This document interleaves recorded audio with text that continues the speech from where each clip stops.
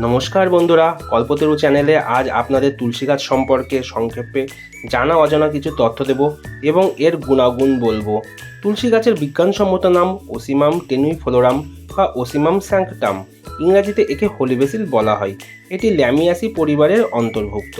তুলসী পাতা সর্দি কাশি, হাঁপানি, ব্রঙ্কাইটিসের মতো শ্বাসযন্ত্রের সমস্যায় রোগ প্রতিরোধ ক্ষমতা বাড়াতে সাহায্য করে, মানসিক চাপ ও ক্লান্তি দূর করে, হজম শক্তি উন্নত করে, রক্তে শর্করা ও কোলেস্টেরল নিয়ন্ত্রণ করে, ত্বক ও চুলের সৌন্দর্যও এটি ব্যবহার করা যায়, কিডনি ভালো রাখে।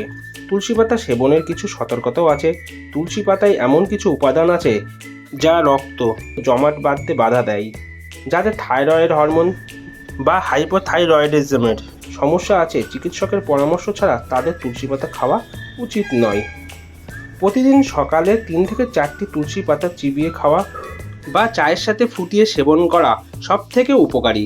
এছাড়া হিন্দু ধর্মাবলম্বী মানুষের কাছে এটি একটি পবিত্র গাছ। সবাই ভালো থাকবেন, সুস্থ থাকবেন।